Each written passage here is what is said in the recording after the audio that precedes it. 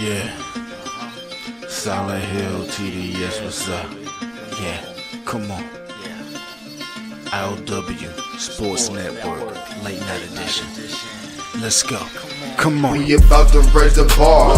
Wild card mar. Everybody grab a seat, cause you know we about to spark. Late night sports talk. Modelo Le Cigar. Man, you don't wanna start.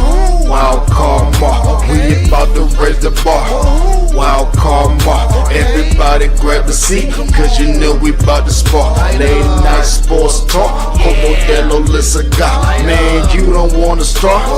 Wild card mar. Hey. L Boogie with the hot flame, ashtray full of top names, little tree for your membrane. This the 9-hour time frame. I just snatched up a 6-pack, got my hands on a lid pack, whipping up a little batch of snacks.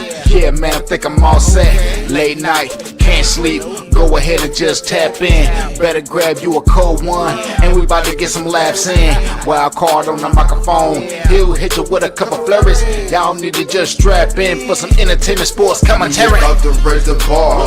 Wild card bar. Everybody grab a seat, cause you know we about to spark. Late night sports talk. Modelo Le Cigar. Man, you don't wanna start. Wild card bar. We about to raise the bar. Wild card bar. Yeah. What it do, folks? How we doing? Yeah, I know. I did not give y'all a show last night, but because there's no Audible podcast this week, no Thursday show, no Friday show, I was like, hey, I'm gonna make it up to you guys. I'm gonna give a Thursday show. So that's what we're here. We're here on Thursday, even though it's not Wednesday, but it's all good. I'm gonna still give y'all 3 shows a week: Monday, Tuesday, Wednesday, preferably around 11 p.m. Central Standard Time. That's going to be the usual time that I'm going to go live. Catch some sports, catch some reactions and whatnot. I found that's the best time to go live. Although Tuesdays, I normally go a little bit earlier out of respect for Randy and his very busy schedule. So I don't want to be going on at midnight on the East Coast. So Tuesdays, we will go a little bit earlier, but Mondays and Wednesdays, look for us to go around 11 p.m. Standard Time. But I appreciate you guys still rocking with me. Love the support. Hey, I can't thank y'all enough for those who watch the content. Hit those likes buttons, hit those share buttons, and spread the word what we got going on. That's the only way I can grow this. It's just through y'all. I'm gonna be diligent and make sure that I do my part, and I'm appreciate all the love and support that you guys do. So that's for sure. Yeah, man. Crazy night. All right. Just some things. Hey, we're just gonna have fun tonight. All right, we're gonna have some fun tonight. As you see the headlines, Najee Harris, yet another 4th of July victim. All right, we'll kind of talk on that, and I just kind of think at some point in time, these NFL franchises are going to start. They're going to start doing something about 4th of July. They got to, and I'll explain why. We'll talk about that. We'll revisit conversation me and Randy had not this past Tuesday, but last Tuesday, as the NFL collusion talks keep ramping up. We'll watch a clip that I got from a very well-respected reporter in the Kansas City area. And if you paid attention to the I.O.W. sports content, he's been on our content. Great guy in Mr. Darren Smith. Does the Lord's work here in Kansas City, as in getting the real when it comes to interviewing athletes around the city and covering the sports events. He's phenomenal. We'll watch a piece that he had on his channel that he resurfaced because he had this conversation a couple of years ago as the draft was going on in Kansas City, and we'll talk about that. Ricky Rubio said some things, and of course, when Prime, Coach Prime speaks, I always tend to listen. But he had some things, and he's like, hey, I would implement this if I want to make the college football game better. So he'll drop some nuggets. We'll hear that. But I actually want to start right here at the Ricky Rubio situation, because all of this just came out today, at least over here in the States, and just kind of circulated throughout the social media realm. Not sure when exactly he said this, but it's here. I'm gonna pull it up real here, and I'm just gonna read it to you guys. And of course, you guys can take it as you can. And but he said, and I quote, he said, I never fell in love with it. They've turned the NBA into a show, into a business. In the locker room, you hear nonsense like, what kind of car do you drive? That won't make me a better person. And he went on to further say that some of that culture is seeping in to EuroLeagues. I just find that interesting because you can look at this so many ways, and I'm just going to give my take on it. I get what Ricky Rubio is saying, all right, but what exactly is the locker room culture supposed to be like in the NBA locker room? I mean, all these guys that got money, all these guys are I mean, I'm not sure what he's expecting to hear in a locker room. I mean, when you got a lot of, especially nowadays, as you saw, Oklahoma City Thunder just gave a lot of money out. All right. Damn near upwards to $1 billion to 3 individuals. All right. Chet Holmgren just got his rookie contract extension. Jalen Williams just got a rookie contract extension. And Shea just got a contract extension, all within this week or within the last week and a half. I know Jalen Williams got his today, Chet a couple of days ago, and last week SGA got his. All right. And all these cats are under 25. I know Chet's young, 22, 21, somewhere around there. Same with Jalen Williams. And SGA is probably 26, 27 at the most. He's the elder of the 3. But regardless, my point is these are young cats in the NBA who are 18, 19, 20, 21, 22 with, they ain't making not just 6 figures. They not just making 7 figures. They not just making 8 figures. I mean, these cats are making hella money at 19, 20, 21, 22, 23 years old in the NBA. I don't know what Ricky's expecting these guys. What are they supposed to come up with the solution to end world poverty? Are they supposed to talk like that? I'm not sure what exactly. And this is America. And I can speak for myself. Well, as a whole, our American culture is very materialistic. It is. We're vain. All right. People don't want to admit it, but as America as a whole, we're narcissists. All right. We act like our shit don't stink. We act like there's some things we're just far and above other things to do. You don't believe me? Go look at the economy.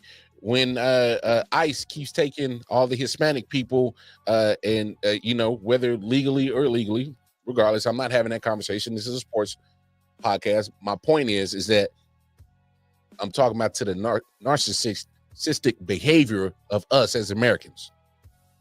So when ICE keeps taking all these people from their families, their friends, their community, and again, not trying to have that conversation illegal, regardless, those are people who are taken away from jobs that guess what?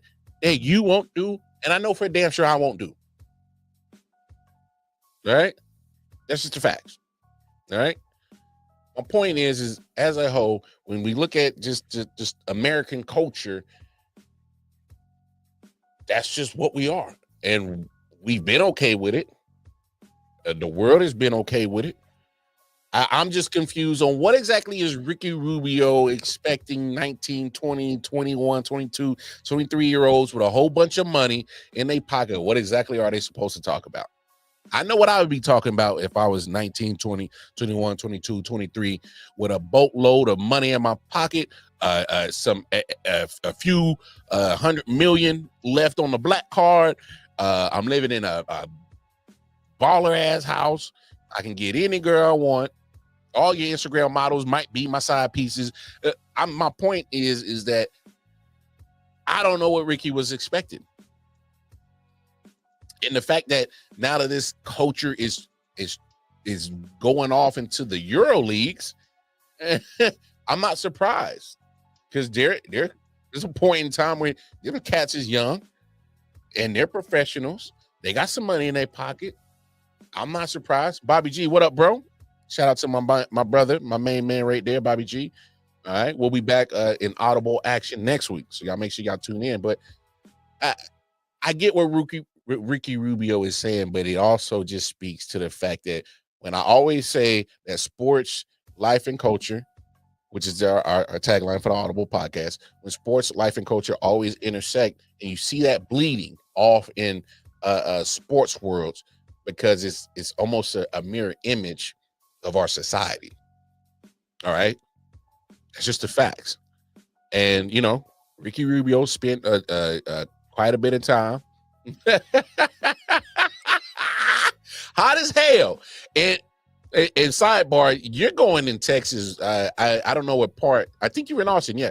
But be careful out there. I know they just had a lot of flooding, so I know it's really crazy around that time, that neck of the woods. But man, look, Ricky Rubio, I think you're exposing something that a lot of people already knew about, how the culture is with a lot of these athletes. And don't get me wrong, you are going to have your few players who are smart with their money. Believe it or not, Jaylen Brown, one of the smartest individuals on the planet Earth, is going to be very smart with his money. He's going to take his money, his generational wealth, and literally, I think he's going to do something fantastic with it. I think he's going to try his best to change the world. I really believe that, because if you really listen to how Jaylen Brown speaks, walks, talks, how he carries himself, he's a very intelligent brother. All right, very intelligent. So I already know that he's going to do his best to take all that fortune that he just got on that big ass contract and stitching a couple of years ago, and he's going to try to change the world. Right? But you're not going to get every player like Jaylen Brown. Not every cat in the NBA is as mature and well put together mentally like a Jaylen Brown. Not everybody's like that. Not everybody got that fortunate grace to be built and molded into such a fine young gentleman that Jaylen Brown is. Not everybody's going to think like that. All right. Now, I could imagine, had Jaylen Brown been in the locker room with Ricky Rubio on a consistent basis, and there was more people like him around Ricky Rubio, I don't know if we probably hear this take from him about the culture in the NBA locker room, or just how it is. And I tried to find the audio. I was searching up and high on YouTube, trying to find or just the internet in general, to see if the words that can hear Ricky say that and get context to the whole conversation. Obviously, this is just off of just a quick insert of somebody, sharing on what he said. I definitely can't wait to see or hear the full interview to get a better grasp on where exactly, and put more context of what Ricky is saying. But because of the small clip it in the insert that I was able to get, it's just more like, yeah, man, I don't know what you was expecting about basketball NBA culture. I mean, these cats got a lot of money. It's when you are free of a lot of debt, free of a lot of financial I guess instability, the best way to put it. I'm trying to find the right words to put it together, but when you don't have to worry about when your next meal is coming from. You don't have to worry about the lights getting cut off. You don't have to worry about, the roof over your head. You don't have to worry about, you damn sure ain't worry about which car you drive. You probably got multiple when you got that type of money. You damn sure ain't worry about, you're not worried about the everyday struggles of a, individual who was not in that situation to be walking around with 8 figures. All right. So it's just, I just think that Ricky Rubio, he should have, he possibly should have, I don't know if, I guess prepare yourself is the best way to say it, of the American basketball culture over here. But the fact that it is now going over in Europe, and that's what he's, accustomed to and seeing before he got to the NBA. All right, that's not a good thing, I guess, for Europe, because that means that our influence of how we operate in America, which sometimes ain't the greatest, if it's causing that much influence on European players when they go back over there, then that's more than just an American basketball culture problem. I think that's now a basketball culture problem, not just an American. Because if Ricky's saying he's starting to see the same mindset and attitude and culture in Europe, now come on, man. We can't be at fault for that too. Look, we take a fault for our own shit around here and our own mess here in America, but we ain't at fault for what's going on in Europe. But it does speak to how influential things can be, and cultures can get influenced, or just atmospheres, settings, workplaces, just everyday life, how things can get influenced from other places. So I find that interesting. But yeah, Ricky, what were you thinking, man? I mean, young cats got a whole bunch of money. The most, the most, I guess, down to earth conversation you're gonna have is where we're eating tonight. That's as good as it gets. Where my Ubering at? Who I'm door dashing from. So, I did find that interesting. Let's transition right chill. Because here's one thing that I am a big fan of: Coach Sanders. Primetime Deion Sanders, never made no bones about it. I love what he does. Love the fact that he, obviously loved watching his football career. Loved it. Loved the fact that he's turned himself into, in my opinion, I think he's one of the most influential coaches in college football right now. Okay. He's in year 3. Obviously, the expectations, it's kind of weird on the talk around Prime. Is probably the most quietest year. I don't know, he doesn't have one of the best recruiting classes this year, so it's been quiet on that end. Also, it's just he came off a very successful second year after only winning 4 his first year.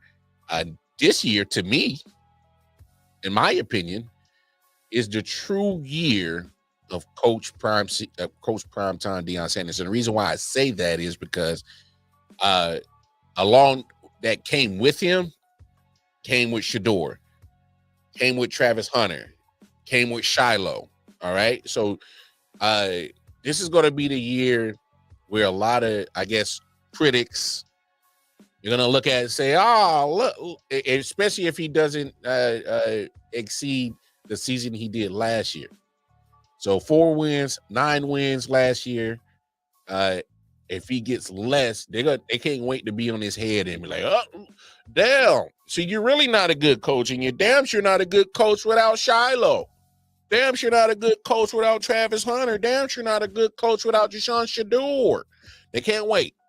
They can't wait for him to fail. All right? They can't wait. And I'm interested to see how Coach Prime does this year without his sons, without Shador and Shiloh. what he's going to do without no Travis Hunter. I am curious.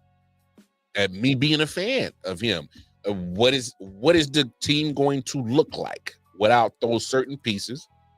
You know what I'm saying? But he was at Media Day, Big 12 Media Day, all right? And he had some interesting things to say, okay? And it's more things that he brought to actually,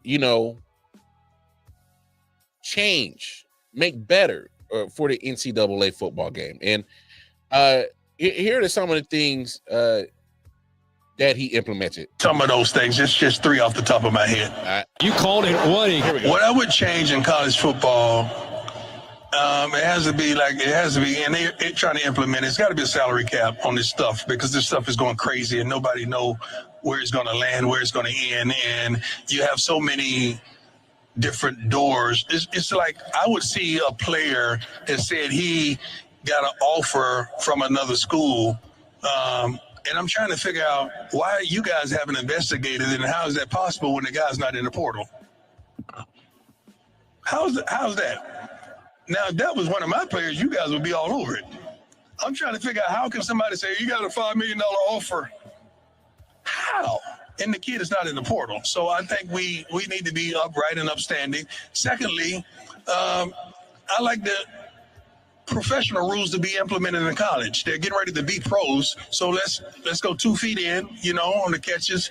Let's mark the foul if it pass interference. Let's do the same thing the pro game is. Let's do it to college. And let's do something about the uniforms. We got guys out there in backer shorts. That makes me sick because I'm a football guy. Like I played this game at a high level and I have so much respect for this game. And how can we allow guys out there in backer shorts? No knee pads, no nothing, literally pants up under their thighs, and that's cool. So I think there should be a fine implemented for that stuff. And let's have more respect for this tremendous game. Now, I could go all day when you talk about making some changes, but we have a pretty good game, a darn good game, one of the best games, I think, in sports. That's why we attract so many people, especially the Colorado Buffaloes. We attract so many eyeballs. You want to see us win, you want to see us lose, but you want to see us. But I wish we could implement some of those things. It's just 3 off the top of my head. He said just 3 off the top of my head. Hey, man, I love Coach Prime, man. He did say something real, though, at the end. He said, whether you want to see us win or see us lose, you want to see us. No cap, all right? No cap detective. I love it. I feel the same way, Prime. I feel the same way. Obviously, I'm not on your type of level of people wanting to see me win or see me lose, but they wanting to see me. I'm not at that level, but I feel what you're saying, though, Prime. I feel you, dog. Anybody feel you, dog? I feel you. But in all seriousness, no. Let's look at the 3 things that he did say to make the game better. The first 2 rules that he dropped, the salary cap, pro rules. I love it when people of higher profile names, like a Prime Deion Sanders, has said something that I've said some time ago. And I'm going to go find these clips that I said that the NCAA to implement a salary cap and a pro rules. And I 100% agree with Coach Prime right here, because 1, the salary cap. And here's why they should have a salary cap.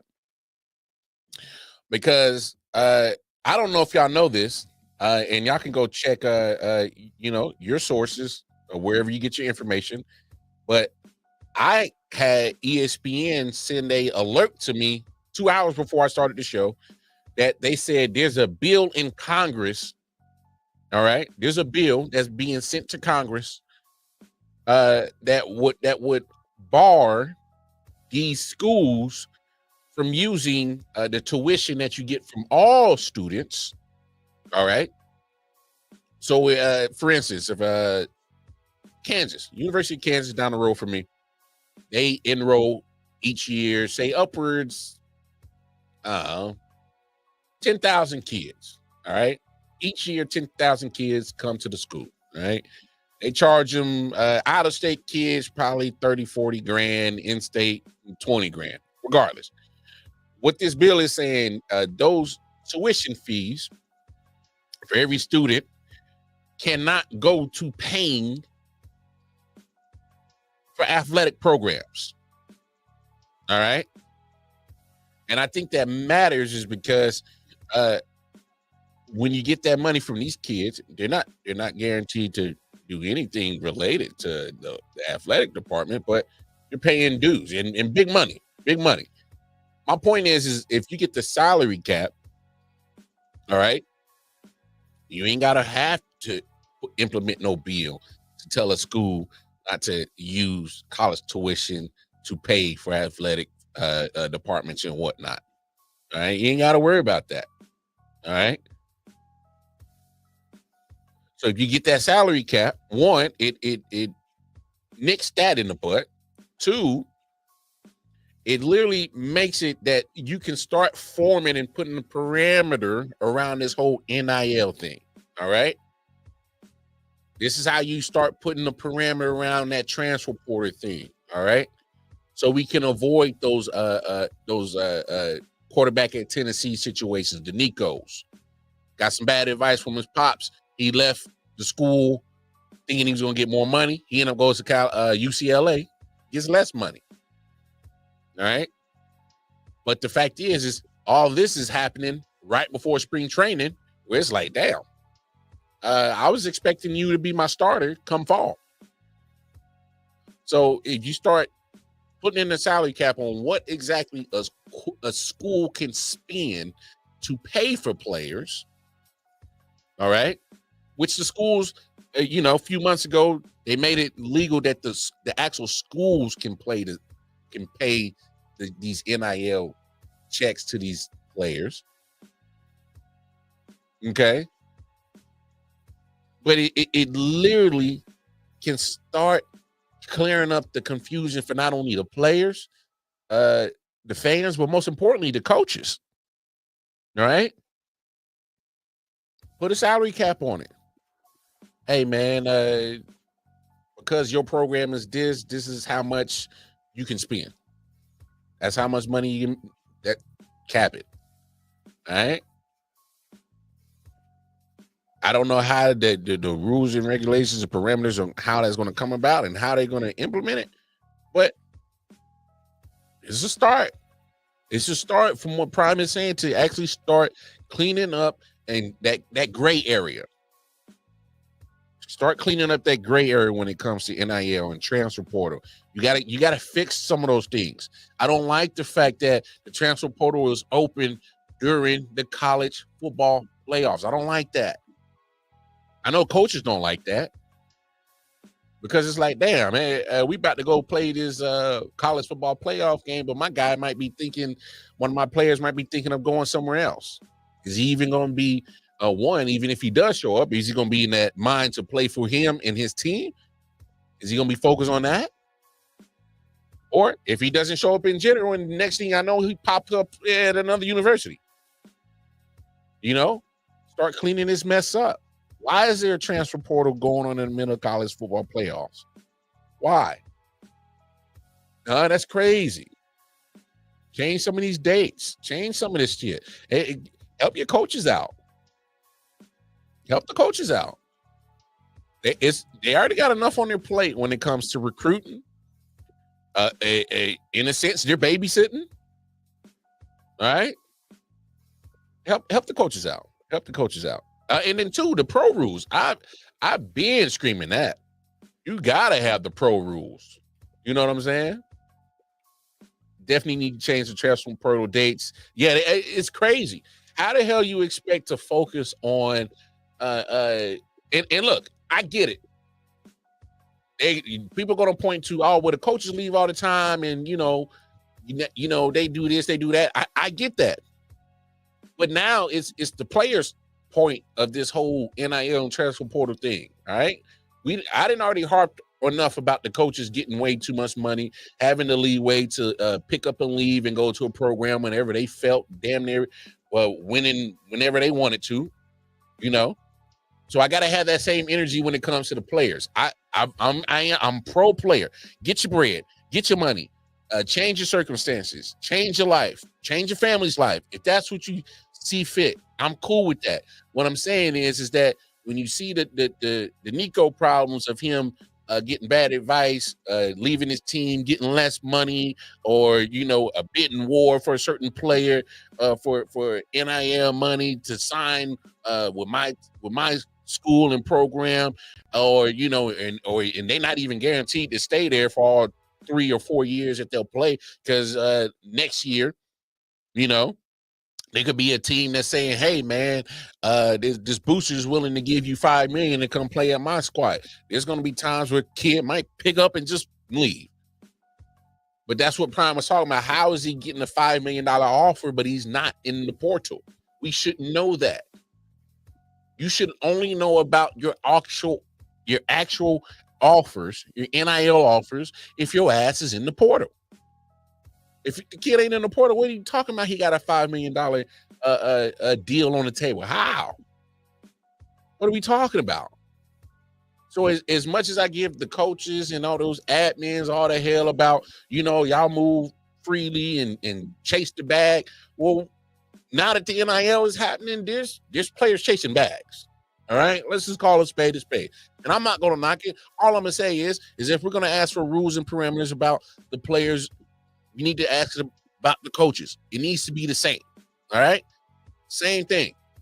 Because I'm telling you right now, there's going to be a point in time, there's going to be a college coach. All right, and I haven't heard of it happening yet, but there's going to be a point in time, there's one of these coaches, they're going to be looking at their salary, and then they're going to be looking at their QB1 salary, and they're going to be like, huh?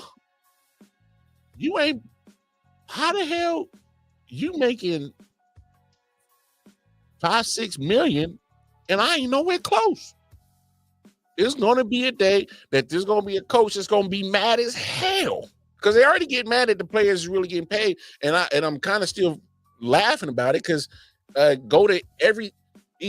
got to understand, folks, these college coaches are state employees. They're employees of the state.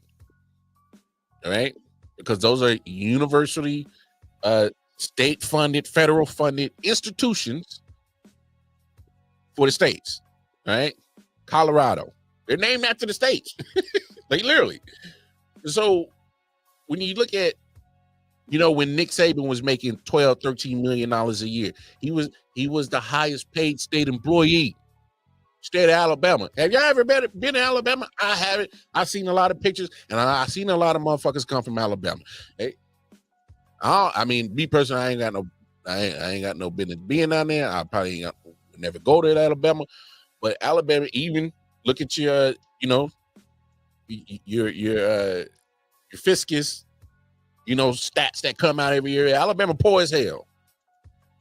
If Alabama poor as hell, what the hell is Nick Saban making $12, $13, $14 million a year as a state employee? Because they broke in Alabama, but they love some old Roll Tide.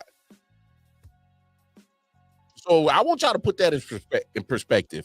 One of the most impoverished states in America will pay a football coach $12, $13, $14 million a year to coach football. And guess what? They probably would have paid more if Saban would have stayed and once more. They probably would have paid that month damn near $20 million a year. And they wouldn't have hesitated. But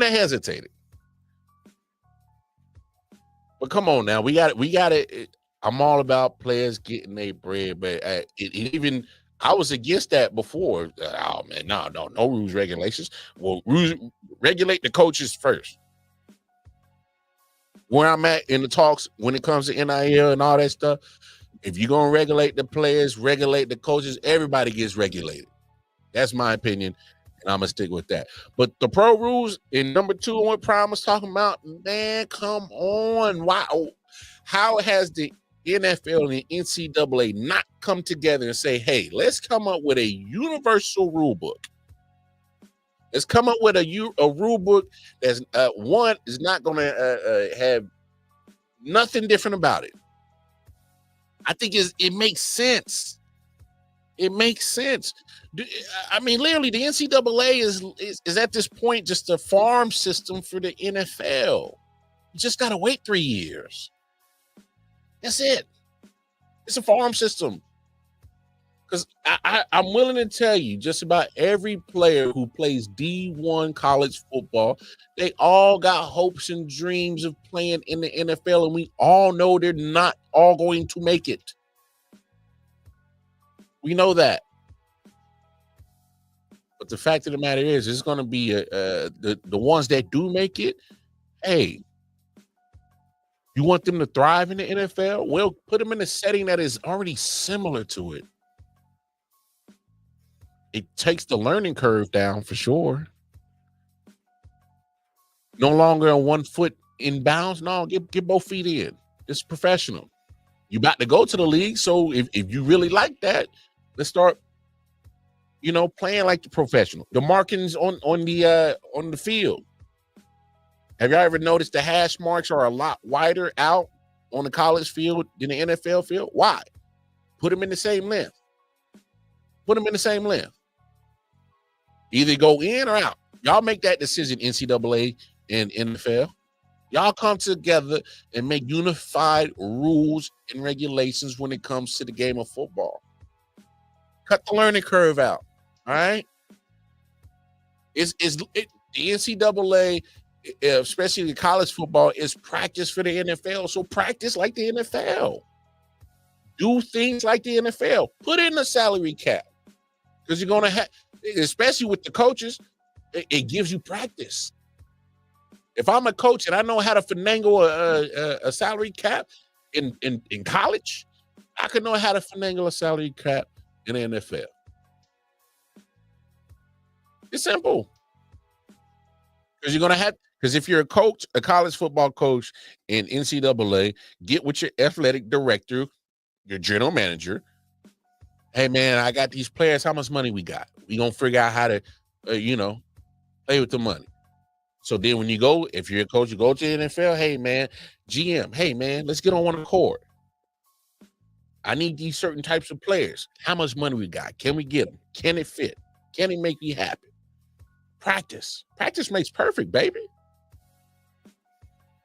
Come on now. We all know that. It takes 28 days to create a habit. Takes another 28 days to perfect it. You got to create the habit, then you got to perfect it. All right. So my thing is also like, come on, man. If you're literally the minor league for the NFL, the rules should be the same when it comes to pass interference. And to me, and I had this conversation right now when it comes to the pass interference rules and how they mark it. I would personally do the college way. Mark off the 15 yards and just be done with it. Because one thing that pisses me off with the NFL is a quarterback. I just throw it down there and hope that the ref throws a flag. And more times than not, the way that the refs have been playing contact, whether it, even if they're going back and forth, they'll still throw the flag and they'll find it. And it's like, don't give me the cop out. Like me, I prefer the 15-yard penalty to the college rule. 15 yards, keep it moving. Let's continue to play football. But I hate the old just chuck and duck and let's get in the field goal range because we're desperate. And let's hope that the ref calls it. Now, I hate that. So fix that. Like Prime said, get 2 feet in bounds. All right? Professionals, baby. We professionals. Okay?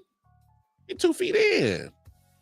I know it looks good with the 1 foot in. It looks good on college football 25 and now college football 26 on the PlayStation and the Xbox. But damn it, in 2 feet, baby.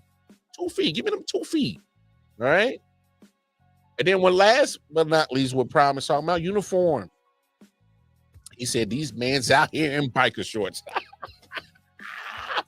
Prime funny. But the funny thing is, if you play college football 25 or 26, they got an option in there. The length of your football pants. You can go low or regular. And I thought that was odd because I don't remember the days that all of a sudden we were shortening the pants for the football players.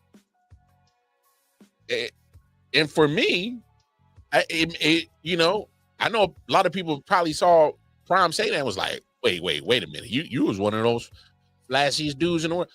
No, if you heard what he said, he's talking about cats is literally out here with the thigh pants, the coochie shorts, the coochie cutters, the Daisy Dukes, the football version of that shit. Literally, they pants is going thigh high. And what he's really talking about is the fact that none of these cats who are wearing these thigh high football pants got no knee pad coverage. All right. And I know people gonna try to get on Prime for this one, but it makes sense. It's there to protect your knees when you got those pants, because your knee pads are sitting there covering your knees to help prevent a knee injury. You got no pad in there. I'm not saying it is going to automatically make you hurt or not, but, you know, again, you're not absolved from getting knee injuries with no pad in there or with pad. That's not what I'm saying. What I'm saying is the fact that they were there for that reason is to reduce the possibility of an injury. You got nothing there. You got the coochie cutter, hot daddy summer pants on trying to play football. You got no protection. Zero. All right? Nada. Come on, man. What are we doing? Are we playing football or are we trying to have fashion? And don't get me wrong. I like the drip. I like to look good on a football field, basketball field, or basketball court, baseball, diamond, whatever sport I played, I like to look good. I get that. But I wasn't compromising the actual purpose of certain equipment because it had a purpose there to begin with. I didn't mess with that. All right. I like to look good, but one thing about looking good is you ain't fucked up. All right. There's only a certain extent of looking good when you're fucked up. All right. Ain't too much you can really do. And ain't too much of looking real glamorous, you know, with your knee bit the other way. Ain't nothing too glamorous when you know, a couple of years later, you was wearing too much hoochie daddy football pants on, took too many shots to your knees. Now all of a sudden, you know, you looking like an inverted V. What we talking about? I'm just saying, I'm not going to compromise my safety and my ability to walk away with the game to look good. That's just me. So I understand what Prime is talking about when it comes to the uniform. I'm not a big fan of the belly thing in college football. You know, that's another thing they got on you know, and you know, maybe I'm just crazy. I don't know. Maybe I am. I never liked it when they did it back in the days. You know, the little jersey, you know, showing. Well, maybe because I ain't really had an 8-pack. I might be jealous of that. That might be it. But regardless of my jealousy of not having an 8-pack, I'm just saying, like, you know, wear your uniform. Why you wearing a crop top? Hey, real talk. They playing football like this, y'all. Excuse the dad, Bob, but they playing football like this. Why is everybody walking around with the Ezekiel Elliott look? Why? How's that cute?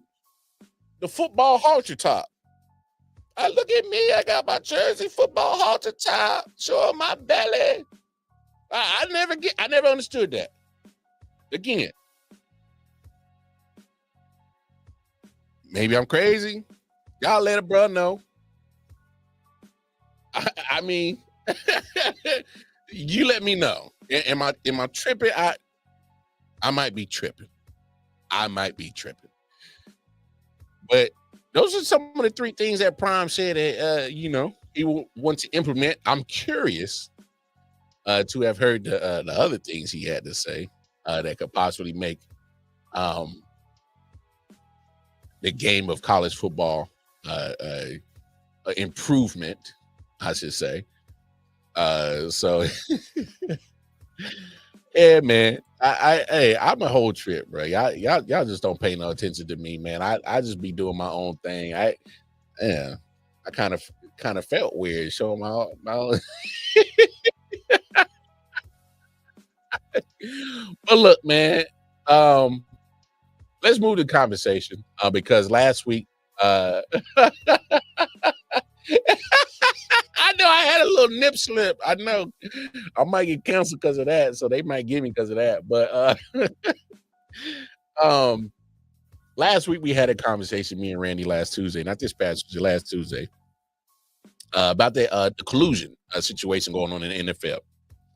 And scrolling through Twitter today, came across Darren Smith, like I said, local sports media coverage analyst here in Kansas City, does a phenomenal job, does some great pieces, works closely with the Chiefs, covers the Royals, covers damn near anything Kansas City sports based. He's in the know about it all. Had the former NFL PA exec, DeMaurice Smith, on. This clip that I'm about to show you was from the Kansas City draft a couple of years ago.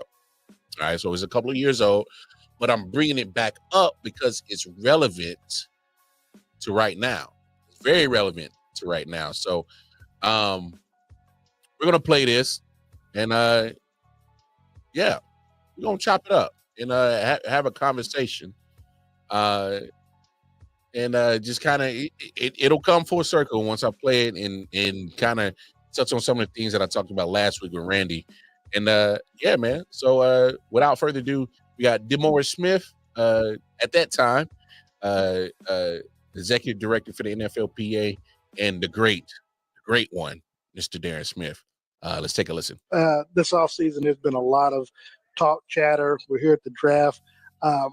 There's been reports that the union has in some way tried to assist Lamar Jackson in his contract negotiations with the Baltimore. Is that true? Have you all been working with him? And so to that extent, can you say, is he looking for a fully guaranteed deal a la what Deshaun Watson get? And is that where the union is trying to push his players? We know Joe Burrow, we know Justin Herbert are up for contract extension as well. Jalen Hurts signed his deals. It wasn't fully guaranteed. I think he's got maybe 179 of it guaranteed out of 255 million. Where does the union stand on these fully guaranteed contracts and what you're trying to push? And do you have these conversations? All right. I'm pausing this right here because if you heard that is Darren Smith that is talking. He brought up the fact that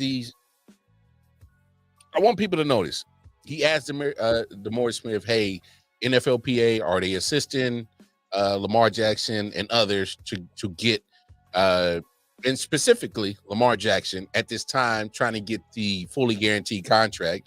And if y'all remember, he was looking for that fully guaranteed contract because Deshaun Watson just got it. And if you're asking me, at that point in time that Deshaun Watson got that fully guaranteed contract, and if you would have told me that, hey, Lamar Jackson is looking for a fully guaranteed contract, I'm running to give him that. Just me personally, I'm like, well, shit, if Deshaun Watson got a fully guaranteed contract, well, hell, why can't Lamar? Like, come on, if you're comparing the two. But the reason why I'm having a real big problem about this whole fully guaranteed contract conversation is I hate the fact that they're basing it off of Deshaun Watson, because people literally forgot that Kirk Cousins was getting fully guaranteed contracts from Minnesota. All right? Kirk Cousins was getting fully guaranteed contracts from Minnesota. Did people forget that? Literally, go look it up. When Kirk Cousins, he got the franchise tag 2 years in a row, played on the franchise tag in Washington 2 years in a row. So he got that fully guaranteed contract 2 years in a row. They didn't want to pay him no more. He goes to Minnesota and he got a fully guaranteed contract. His first contract in Minnesota was fully guaranteed. A couple of years later, after he took him on a nice playoff run, If I remember correctly, they messed around and gave him an extension for a few more fully guaranteed contract. The last contract he just got in Atlanta was the first one in a few years that he did not have a fully guaranteed contract. Somebody go correct me if I'm wrong. But until then, that's what I know, and that's what I'm going to believe. But let's continue the conversation.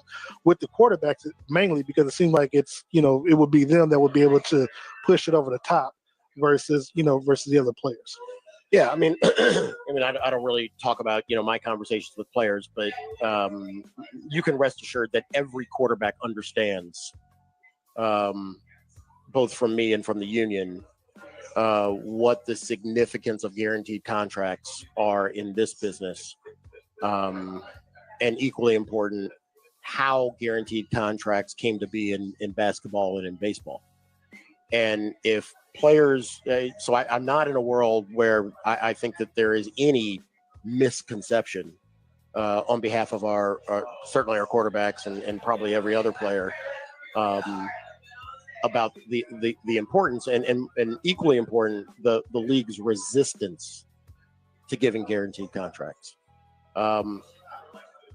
So now that we're at a point where there is no I had to pause it right there again. Resistance. He said it right there. We're trying to talk about getting fully guaranteed contracts. It's not the players. It's not the players union. All right, the NFLPA. It's the NFL, which is ran by the owners. The resistance is words. These words matter. Resistance. Come on now. Conception. I think the only question is whether players are going to continue to fight for these fully guaranteed contracts and whether the league is going to collude and try to prevent them.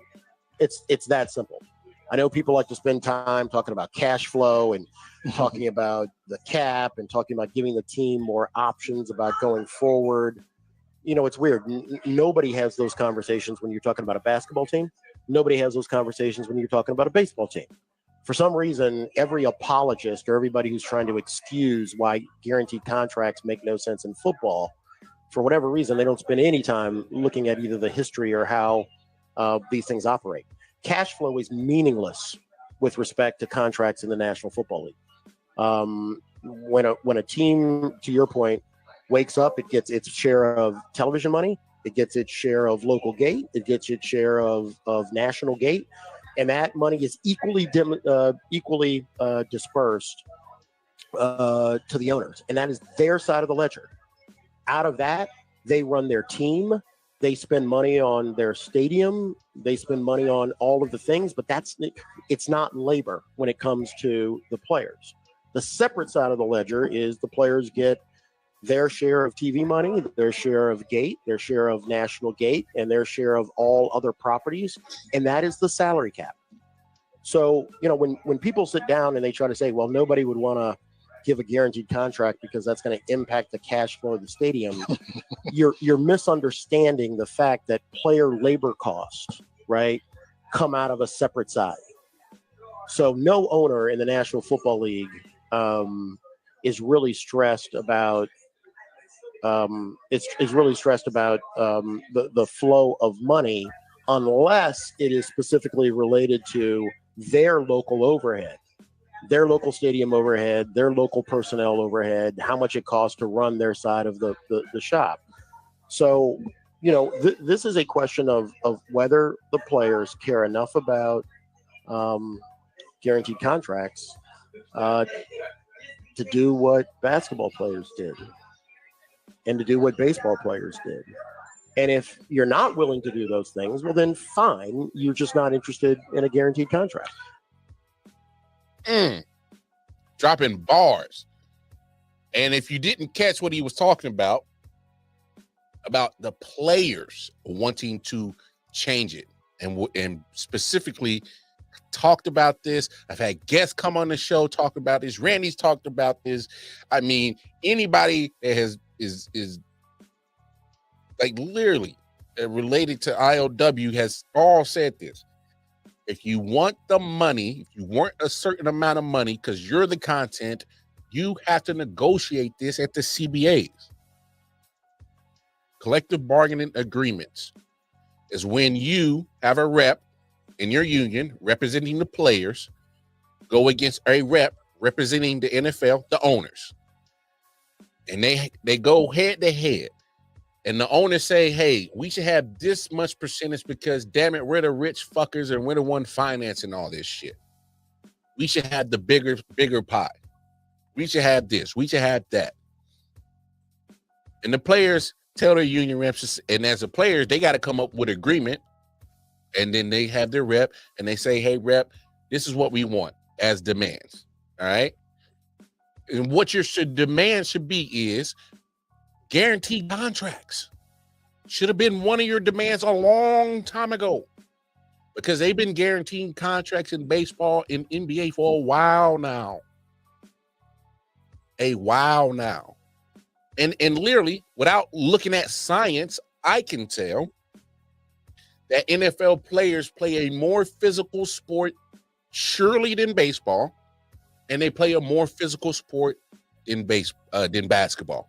I've said this a million times. I'm saying it again. It's because here we are, because that same guy that you just listened to for the last 4 minutes, D. Morris Smith, filed his own grievance of collusion against the NFL. How can this not be as clear as day that collusion is a thing? It does happen. It's about proving it. It's always going to be about proving it. We talked about it last week with our, our good brother Randy. He knows his fair share of the law. You have to have a certain criteria met to have proven it. It's in damn near any law about you have to reach a certain criteria that deems it necessary of calling that crime. All right? If you calling somebody this, you have to reach a certain threshold of making sure that's true. All right? Hate to say it, guys, but I told you so about the Diddy case. I don't like it myself, but I was telling you. And people call me crazy. Said, Ma, you crazy. He ain't getting off that RICO charge. He ain't getting off that sex trafficking charge. I said, listen to what they're defending. Listen to what the prosecutors are trying to use as their evidence. All they proved was Diddy was just a sick, nasty motherfucker. He deserves jail time. I'm not denying that. But what you were trying to charge him for, RICO. You were trying to charge him for sex trafficking. You have to reach a certain threshold to say that man is guilty of it, and you didn't. He just got acquitted of those charges. I wasn't surprised. You got to reach a certain threshold to say and to prove it. They didn't. Prosecutors failed on that. The moment I saw that they were trying to go after him for that, I was like, I hate to say it. And as the trial keeps unfolding, and you're hearing all this shit is all right. We talked about it last week on a Tuesday, Wednesday, acquitted. So proving the collusion is the problem. But the Morris Smith told a lot of telling information. This is not about not wanting. That's what it's about. It's about want. It's not about having the needs or they can't afford it or it messes up the whole NFL financially. It doesn't. These motherfuckers are making so much damn money. Guaranteeing a contract is not hurting them. And to Darren Smith, the great Darren Smith point, is going to start with the quarterbacks.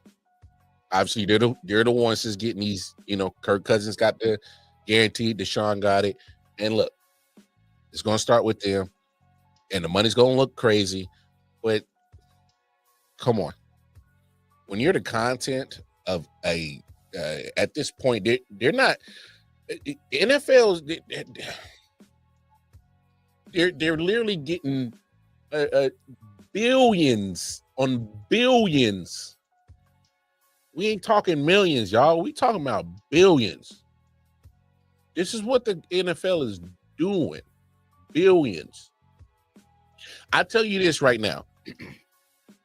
If you were to value or appraise every 32 team right now, and to sell them and appraise them for right now, their value, each team, there's no way the cheapest team will probably be $6 billion. That's the cheapest. $6 billion is what any probably of these NFL teams would go for right now. The cheapest, $6 billion. The Cowboys, if Jerry Jones was to sell the Cowboys right now, Boston Celtics goes for $6.1 billion. Lakers go for $10 billion. I bet you he can get $17 billion for the Cowboys. Might even 20. And the reason why I say that is because the Cowboys, hate them or love them, the juggernaut, the business juggernaut that Jerry Jones has turned them into as being the only North American sports owner to make $1 billion in revenue in 1 year, and that was a couple of years ago. So imagine he's probably made upwards to probably $5-6 billion the last 3 years combined. They're a walking ATM. The Cowboys are. Bet you he could probably get that franchise appraised for $20 billion. 20 billion. Don't try to sell me that you can't pay these players guaranteed contracts. Because if the NFL is watching what the NBA is doing with fully guaranteed contracts, what the MLB is doing with fully guaranteed contracts, and they're those. I'm getting hot because I'm just looking at how the NFL players are not looking at your NBA and MLB players. Sit out. Sit out. Sit out. How many strikes have you had in the NFL? You've had strikes. You had a near one a few years ago, early 2000s, mid 2000s. But look how many strikes the NFL players have had in their unions compared to MLB and NBA. And I think me and Bobby G was having this conversation. And Bobby, if you're still in here, I think me and you were having this conversation. I can't remember. I'd be talking so much sports to so many people. NBA and MLB players ain't scared to do what? Sit their asses down. What was the last strike we had in NBA? 99? Yeah, 99 shortened year. That was the year that the Spurs won. The first of Pops. They beat the Knicks.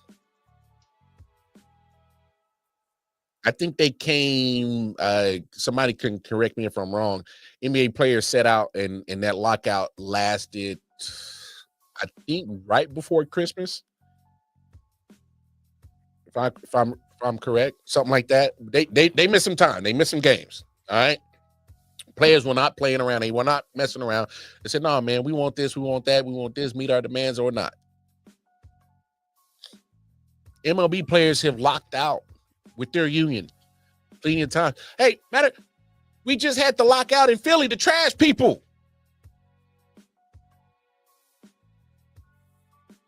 Come on now. You got a union? Go get your shit.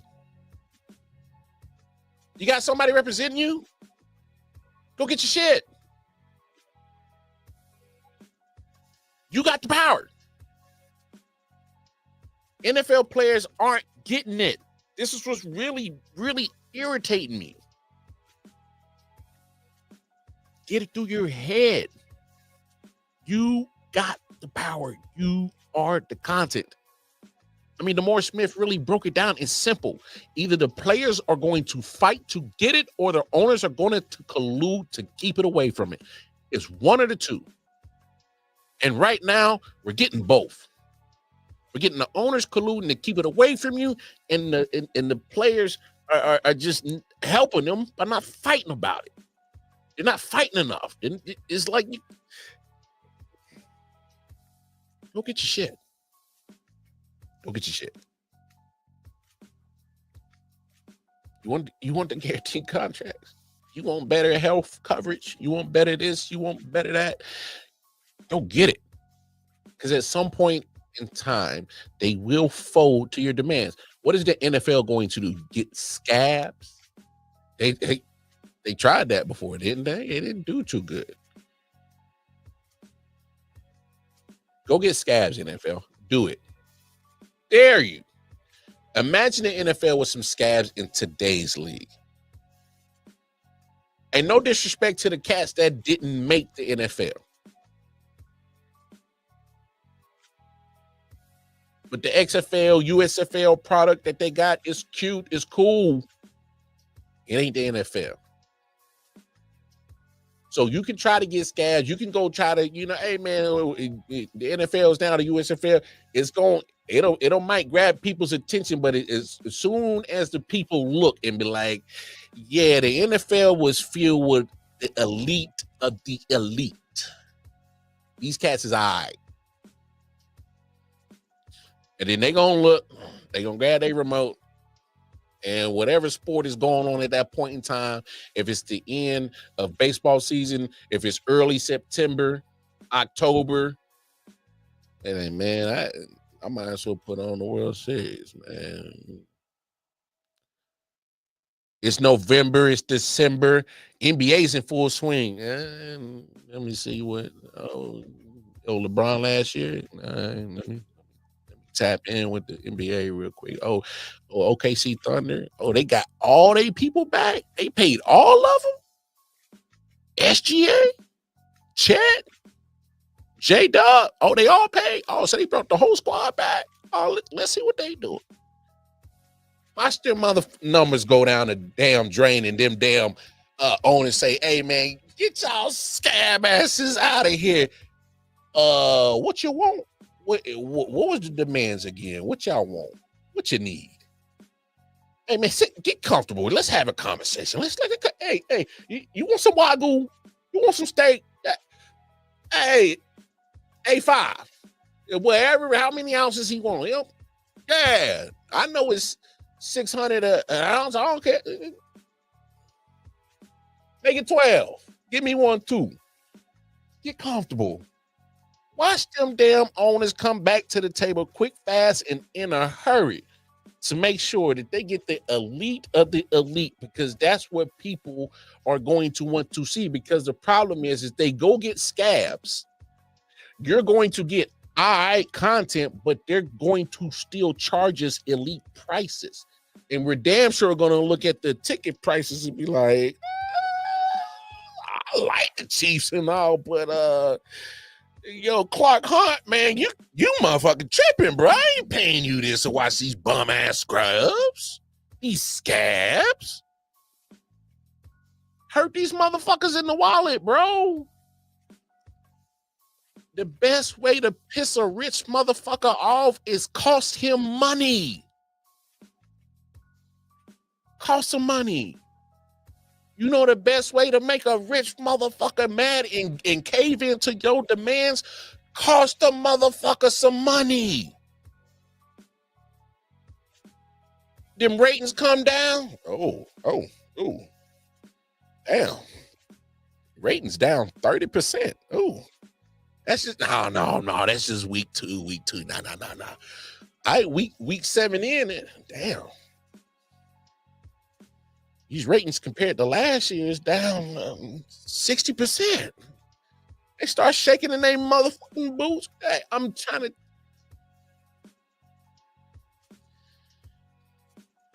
Business 101, man. It's business 101.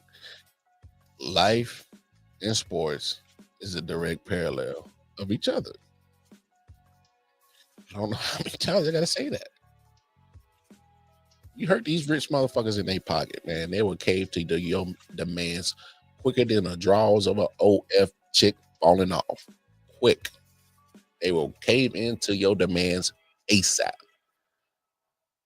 You'll never find an OF girl get them draws all quicker than them motherfuckers get back to the table and negotiate with you. Never. Get your money. Get your money, young kings. Every last one of y'all that suit up. Down to the practice squad. Because you matter too. Get your money. Get your money. I know it went a little overtime. I know it's the weed. It make me preachy. But I'm a little bit over time. But I got to talk about this. So Najee Harris situation. Obviously, we're not going to get the full truth on what exactly happened. Was he the one setting off the firework? Was he too close? But look, if I'm an NFL owner, that would be something I would negotiate. All right. I want you fools to stop fucking around with this damn 4th of July shit. If I was an owner, I would negotiate that at my CBA agreement. Well, y'all fools leave the damn 4th of July alone. Stay away from the fireworks. Stay away from the fireworks. Yo, you silly, yo. You silly. But come on, man. Like again, I'm not trying to presume or say anything. Look,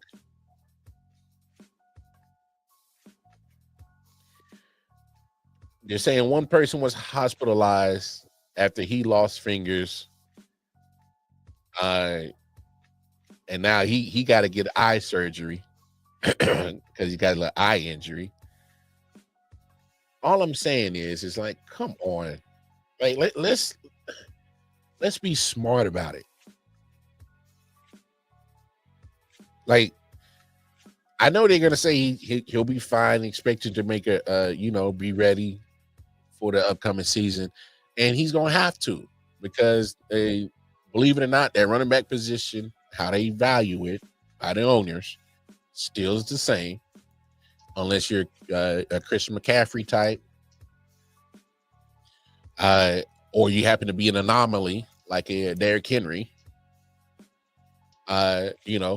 The Christian McCaffrey, Saquon Barkley, Bijan Robinson, I kind of pair them all in the same form, where you're able to catch and be deadly at the receiving end, and you're a great running back running at the backfield. I think those three individuals, for me, are the cream of the crop of that style of running back. So that style of running back is going to get very well paid, as you see where Christian McCaffrey's salary is at the top of that market. And then if you're not those three, again, Derrick Henry, the anomaly, where that big son bitch is, his salary is up there now because he is an anomaly, especially with the great year that he had. As Baltimore was smart to go ahead and give them an extension. My point is, with Najee Harris is for me, I just think Najee Harris, for him to not even still be in Pittsburgh means something to me. I just, obviously, comes from Alabama, comes from a place where, hey, they produce running backs, right? The production isn't bad. I mean, we're still talking about a 1,000-yard rusher in every year that he's played. All right, that's not the problem. I just think it's something deeper, because the fact that he's a 1,000-yard rusher in all 4 of his seasons, 7 touchdowns, 8, 6 last year, and he's on the move. He couldn't keep. Wow. Dalvin Cook, same thing. And when he was in Minnesota, 1,000-yard consistently. He clipped. Now he's been bouncing. And obviously, with him being almost 27? Yeah, 27. and you are at that point in time in football years where you're getting closer to 30. Now you got an eye injury. You got to get surgery. Which, hey, look again. I'm not trying to presume of whether it was him setting off the firework or not. That's not my thing. All I'm saying is when you are in this position, and you're in this position as one of the few that has made it to a very exclusive club, as in playing in the NFL. All I'm saying is just be more cautious, you as a player, and understand that you are the content, and your body and everything that you do can either help that dream grow bigger or dim that dream. And I'm just being honest. This is just being real shit right here. When your body is your tool, and anything that you do can either dim that situation or make it grow, I would tend to stay away from things that can dim it. And fireworks would be one of those.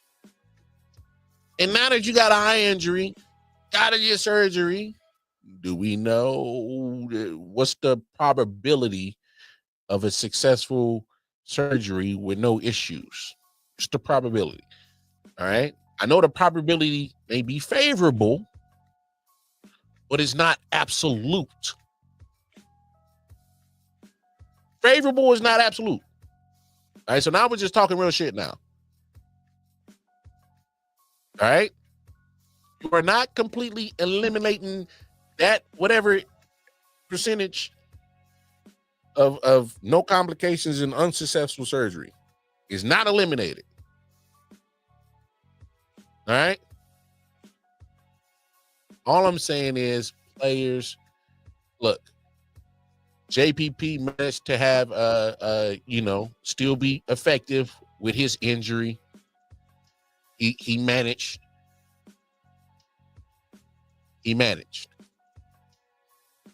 Because he was missing he's missing some fingers, but he still, has somewhat of a hand to still use it, still be effective. And so it may not harm his situation. But in this situation, I'm talking about literally in Najee's in particular, you're talking about the eye. I wouldn't want to mess with the eye. It's very necessary. I've never heard of a one-eyed running back being successful, or a blind running back being successful. Never heard of it. I'm not saying it can't happen, but I wouldn't want to be testing it out at the NFL level. If a one-eyed or a blind running back can be successful, I wouldn't want to be the team or the player trying to experiment that. That's all I'm saying, Najee, is be more careful about your situation. Other players, be more careful about what you're doing. Just be more careful. I'm not saying don't live your life, don't have fun, be a hermit. No. Because I know if I was in your shoes, I would have been having fun. All right? I got a pocket full of money. What fun can I get into? Trouble can I get into? All right? So I know, but I'm just being real though. You got to be mindful of those things. Obviously, and this is 38 Mar talking, not 22. And if I had a whole bunch of money in my pocket, Mar, or hell, when I was making good money, 26, 27 Mar. Nah. So I get it. That comes with maturity. Comes with, unfortunately, going through situations to figure that out. This was just an unfortunate situation. You had to figure this situation out, Najee, and other people involved. Just unfortunate. But again, if I'm the owners on the CBA side, hey man, y'all motherfuckers cut this shit out. I ain't got time for this shit. Y'all motherfuckers get in a firework accident void void your contract. That's business. We got to look at both sides of this situation. If I'm an owner, nah, man, I'm done with this, bro. Next motherfucker do something stupid with a firework, voiding your contract. On site. Gone. Fuck out of here. Dead serious. That's business. All right, y'all. I'll catch y'all here long enough on a Thursday night, yapping my damn gums. 20-minute overtime. Yeah, oof. Hey, man, when I get preachy, y'all, I'm smoking this weed. Sometimes somebody jump in the comments and say, hey, bro, chill out. or hit the, what's the shit on the Dave Chappelle? Wrap that shit up, B. Hit the, wrap that shit up sign. Wrap that shit up, B. Get the gavel on me. Pow, pow. Nah, man. Hey, I love y'all. Appreciate y'all. Y'all ain't had to stick around over time here into my yapping ass mouth, but it is what it is. Like I said, I appreciate y'all. Y'all know where to find me. Like, share, subscribe, all that good jazz, all that good shit. Yeah, man. I'll see y'all next week. We'll be back with some fresh new episodes Monday, Tuesday, Wednesday. Like I said, look for Monday and Wednesday to be more around 11 Central. All right. Tuesday, more around 9:30, 9:40 Central. Let's call it 10 Central because I don't want to keep Randy too late. He's on the East Coast. So, hey, man, I done enough yapping. Love y'all. Appreciate y'all. Y'all know what to do. All right. Go out there. Be great. Do great things. And be great to people. Be great to each other. Take care of yourselves. Take care of each other. Peace and love. Man, holla. Yeah. Solid Hill TD, yes, what's up? Yeah, come on. I.O.W. Sports Network, late night edition. Let's go. Come on. We about to raise the bar. Wild card mar. Everybody grab a seat, cause you know we about to spark. Late night sports talk. Como de lo cigar. Man, you don't wanna start.